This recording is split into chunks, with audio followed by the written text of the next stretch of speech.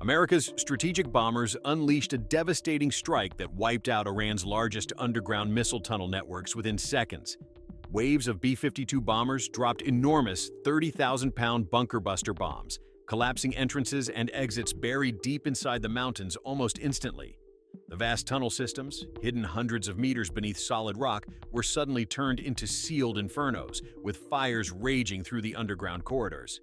Thousands of elite Iranian troops and vast stockpiles of missile ammunition, amounting to tens of thousands of tons, were trapped inside. With every access point destroyed, escape became impossible. No missiles could be launched, no reinforcements could reach them, and all communication with the outside world was effectively cut off. What had once been the regime's most formidable strategic asset, the notorious underground missile cities, was transformed into one of the deadliest traps in modern military history. The operation, codenamed Epic Fury, began on February 28, 2026, marking one of the most dramatic demonstrations of American air power in recent years. Its most destructive phase occurred on March 2, 2026.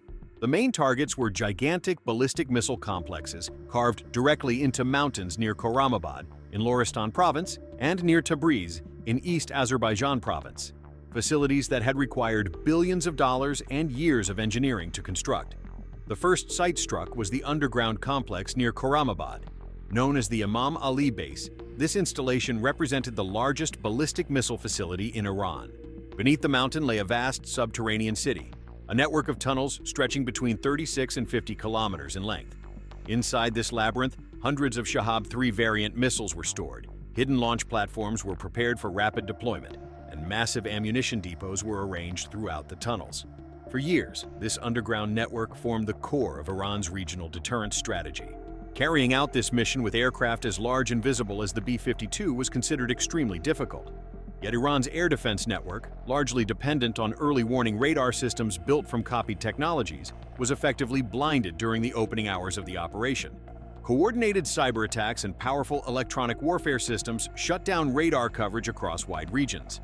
As a result, personnel stationed hundreds of meters beneath the mountains had no clear understanding of the danger unfolding above them.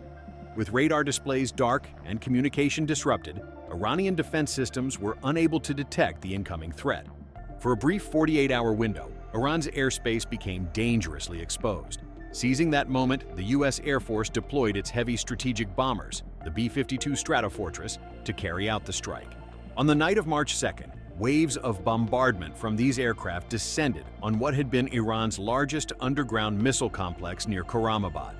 The attack followed a layered strategy designed to destroy the facilities step by step. In the first phase, B-2 Spirit stealth bombers quietly entered Iranian airspace and released 30,000-pound GBU-57 bunker-buster bombs. These massive weapons burrowed deep into the mountainside, shattering reinforced doors and critical support structures within seconds. The GBU-57's aerodynamic design, combined with its immense weight and gravitational acceleration, generates enormous kinetic force upon impact. Capable of penetrating roughly 60 meters of reinforced concrete and hard rock, the bomb produces a powerful seismic shockwave that fractures internal tunnel structures beyond repair. Moments after the initial penetrations, B-1 Lancer and B-52 Stratofortress aircraft arrived to continue the assault. The B-1 Lancer, flying at supersonic speeds, swept through the region targeting mobile air defense batteries, eliminating them one by one before rapidly exiting the area. Following that, the B-52 bombers unleashed thousands of pounds of JDAM precision-guided munitions against surface infrastructure. Ventilation shafts, support buildings, communications antennas, and power transmission lines were systematically destroyed. More than 8 major tunnel entrances were crushed almost instantly by additional bunker-buster strikes. Several GBU-57 bombs drove deep into the mountains, collapsing internal passageways and causing large sections of the tunnel network to cave in. Massive explosions inside the mountain produced enormous fireballs that burst outward from the rock face. Satellite monitoring systems later recorded extreme heat signatures in the region following the attack. Chain reaction explosions inside underground ammunition depots generated intense heat waves that spread through the mountains and eventually reached the surface. The Khorramabad complex was devastated. Iran's largest missile storage hub was reduced to rubble. And while Khorramabad burned, the underground silo complex near Tabriz in East Azerbaijan Province faced the same fate. This installation, linked by nearly 100 kilometers of tunnels, had been one of the primary launch sites for missiles used in regional strikes. With its extensive tunnel network, the Tabriz complex represented Iran's second-largest missile arsenal. It had already sustained heavy damage during earlier operations in June 2025, but the facilities had been rebuilt. During the first wave of attacks between February 28 and March 1st, intense bombardment buried many of the entrances and support points of the underground network. The massive reinforced chambers inside the mountains may have shielded some missiles from immediate destruction. But with ventilation systems, electrical networks, and elevator shafts destroyed, personnel and equipment inside the tunnels were effectively isolated. Missiles could not be moved to the surface. Communication systems were severed. Reinforcements could not reach them. Imagine being trapped in a tunnel 80 meters underground, surrounded by darkness and debris, shaken by repeated detonations. Above ground, surveillance aircraft circle continuously, monitoring every movement. Any attempt to reopen an entrance would be detected instantly. Within minutes, a precision-guided GBU-31 bomb could strike the exact location. Perhaps the most alarming detail comes from intelligence estimates. Reports suggest that between 1,000 and 1,500 Revolutionary Guard personnel stationed at the two major facilities, Khorramabad and Tabriz, were left trapped underground when tunnel entrances collapsed. Hundreds of meters below the surface, they were cut off from air, light, and escape routes. And this estimate accounts only for those two complexes. Across the country, the situation may be far larger. Intelligence assessments suggest Iran has close to 100 underground military facilities. If those numbers are accurate, as many as 250,000 personnel could potentially be deployed across these subterranean bases. Iran's total military manpower is estimated at roughly 960,000 personnel. That means a significant portion of its forces operate within underground infrastructure. The possibility that a large fraction of such a force could become trapped within its own hardened facilities rather than deployed on the battlefield represents a highly unusual scenario in modern warfare. Reports indicate that numerous command structures were disrupted. Some barracks were evacuated, and several senior officers were reportedly killed in the wider strikes. Iran's military planners had invested heavily in underground fortifications precisely to avoid such catastrophic losses. Yet the scale and coordination of the attack created a situation few had anticipated, and the story may not end there. Military analysts suggest that preparations on the ground point to the possibility of further operations. The combination of cyber warfare, intelligence coordination, and long-range aviation demonstrated during this strike highlights the scale of strategic planning involved.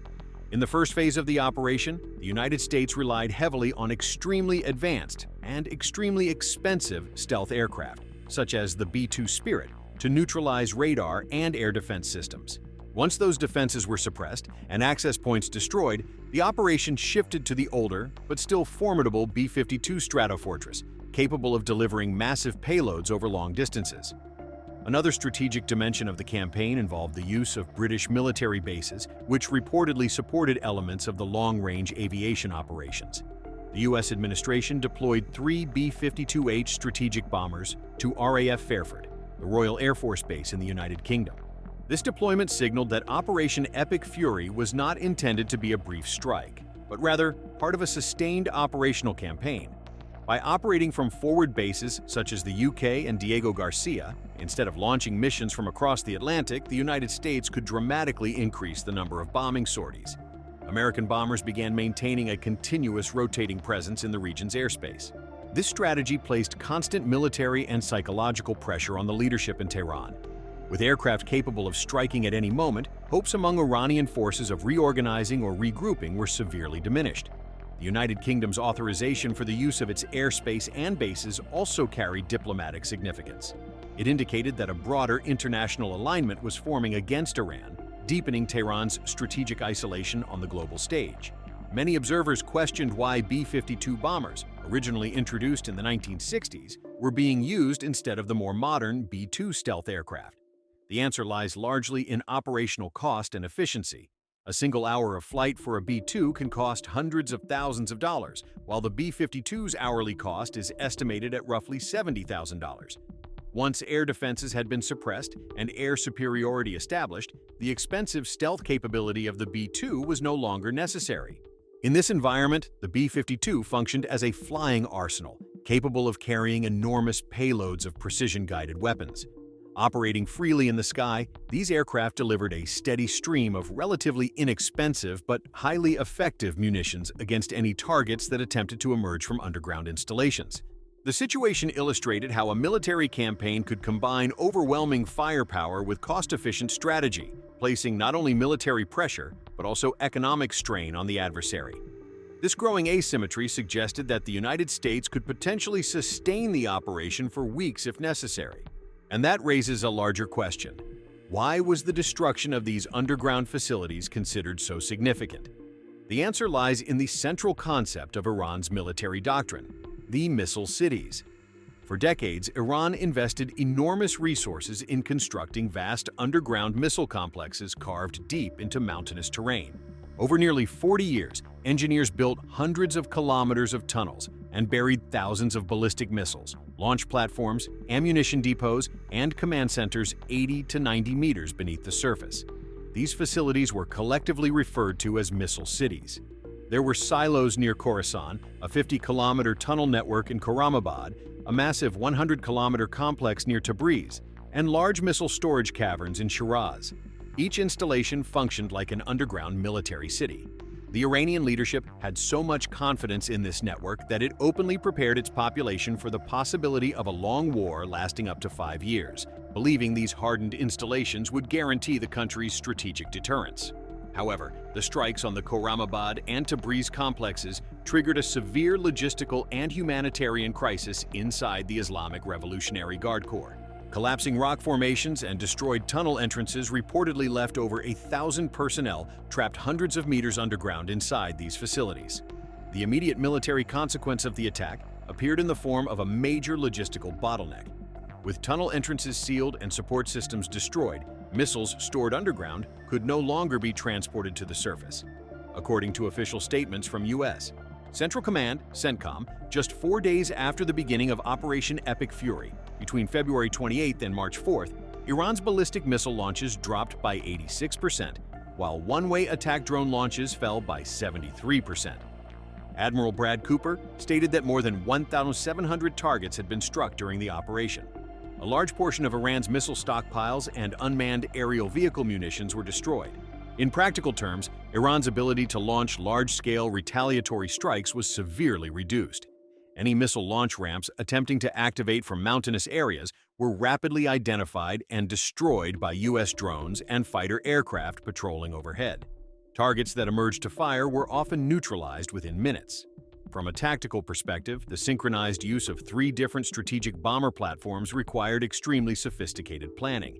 The stealth capabilities of the B-2, the speed of the B-1 Lancer, and the massive payload capacity of the B-52 Stratofortress were combined into a coordinated operational system. Together, these elements created a strike capability that dismantled major portions of Iran's military infrastructure. U.S. Defense Secretary Pete Hegseth summarized the imbalance in blunt terms, stating that the confrontation was never intended to be evenly matched. Looking beyond the immediate battlefield, the consequences of this destruction could ripple across the broader region. Iran's network of allied militias and armed groups, often referred to as the Axis of Resistance, relies heavily on Iranian support, funding, and supplies. As their primary logistical hubs suffered damage, these groups faced increasing uncertainty about the continuity of that support. Without a steady flow of weapons, ammunition, and financial backing, their ability to maintain operational strength could weaken significantly. The weakening of Iran's strategic umbrella may force these groups to operate more independently, increasing pressure on the Iranian leadership both domestically and regionally. Diplomatically, Iran's leverage in Middle Eastern negotiations could also decline.